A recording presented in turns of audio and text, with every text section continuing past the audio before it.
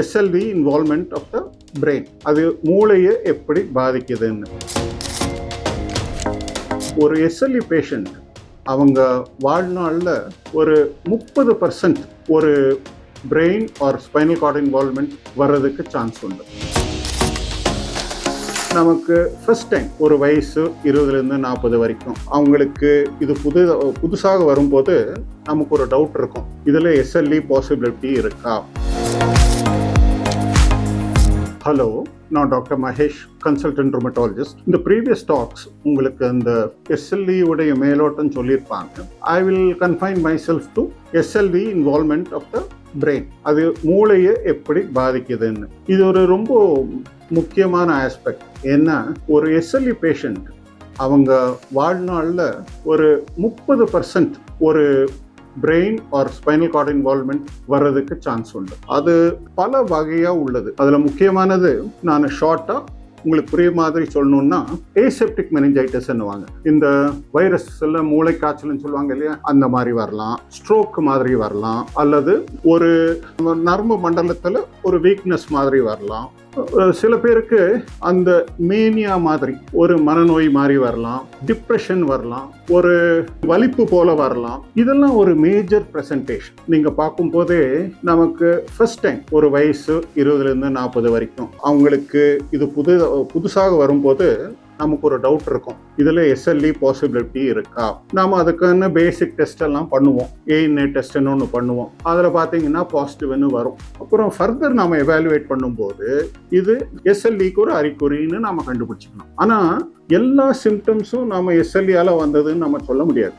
ஒரு ப்ரெஷர் இருக்கிற பேஷண்ட்டுக்கும், சுகர் இருக்கிற பேஷண்ட்டுக்கும், அல்லது இரத்த குழாய் சம்பந்தப்பட்ட நோய் இருக்கிற பேஷண்ட்டுக்கும் இதை மாதிரி உண்டாகலாம். இதில் மெயினாக என்னென்னா காரணம் என்னென்னா ஆட்டோ ஆன்டிபாடிஸ்ன்னு சொல்லுவாங்க. அதாவது நம்ம நரம்பு மண்டலத்துக்கு எதிராக வேலை செய்கிற சில அணுக்கள், ஆன்டிபாடிஸ் சொல்லுவாங்க. அதனால் இது உண்டாகும். சில டைமு ஒரு பேஷண்ட்டுக்கு அதிகமாக ஸ்ட்ரெஸ் கொடுக்கறது, அவங்க வாழ்க்கை சிஸ்டம் மாற்றுறது இந்த சிஎன்எஸ் லூப்பஸ் தான். நம்ம ஒரு சின்ன பொண்ணும், கல்யாணம் ஆன பொண்ணும், ஒரு 15 வயசுலேருந்து 45 வயசு இருக்கிற ஒரு லேடிக்கு ஒரு ஆல்டர்ட் பிஹேவியர், ஒரு வித்தியாசமான பிஹேவியர், ஒரு வலிப்பு, கை கால் வராமல் போகிறது, தொடர்ந்து தலைவலி, இதெல்லாம் வரும்போது நாம உஷாராக இருக்கணும். சாதாரண டாக்டரை பார்த்து இதில் ஒரு இம்ப்ரூவ்மெண்ட் இல்லைன்னா நாம ஒரு ப்ராப்ளம் இருக்கா, எஸ்எல்இ இருக்கா அப்படின்னு நாம நினைக்கணும். இது மூளையை மட்டும் பாதிக்காது, குறிப்பிட்ட நரம்பு மண்டலத்தையும் பாதிக்கும் இல்லையா, ஒவ்வொரு நரம்பு மண்டலத்தையும் பாதிக்கும். அதில் பார்த்தீங்கன்னா இந்த ஃபுட் ட்ராப்பு, ரிஸ்ட் ட்ராப், நம்ம அந்த யூரின் மோஷன் போகிற இதில் கண்ட்ரோல் இல்லாமல் இருந்ததா, ஆட்டோனாமிக் நர்வஸ் சிஸ்டம் டிஸ்டர்பன்ஸ் சொல்லுவாங்க. இதெல்லாம் கூட வரும். டெஸ்ட் பண்ணுறது ரொம்ப ஈஸி. நாம் ஏஎன்ஏ பார்த்து அந்த ஏஎன்ஏ ப்ரொஃபைலில் பார்த்தீங்கன்னா சில குறிப்பிட்ட நரம்பு சம்பந்தப்பட்ட ஆன்டிபாடிஸ் வந்ததுன்னா நாம் ஒரு டவுட் பண்ணலாம். ட்ரீட்மெண்ட் இதுக்காக ஸ்பெசிஃபிக்காக கிடையாது. நோய்க்கு வைத்தியம் பார்த்தான்னா இதுக்கு இருக்கிற சிம்டம்ஸ் இம்ப்ரூவ் ஆகும். ஆனால் வலிப்பு வந்ததுன்னு வச்சுக்கோங்க, வலிப்புக்காக மாத்திரை சாப்பிடணும். ஸ்ட்ரோக் ஒரு ரத்த குழாய் அழைப்பு இருந்ததுன்னா அதுக்கு ஏத்தாப்புல மாத்திரை சாப்பிடணும். ஒவ்வொரு நோய் ப்ரெசன்டேஷனை வச்சு அதுக்கு ஏத்தாப்புல நாம ட்ரீட்மெண்ட் கொடுக்கணும். இதில் நான் சொல்ற மெசேஜ் என்னன்னா, சிறு வயசுல திடீர்னு ஒரு மனசு பாதிப்போ, திடீர்னு ஒரு உடம்பு வீக்னஸோ, ஒரு நரம்பு மண்டல பாதிப்போ வந்ததுன்னா எஸ்எல்இ இருக்குமா என்கிற ஒரு டவுட் நம்மகிட்ட இருக்கணும். அதை டெஸ்ட் செய்யணும்.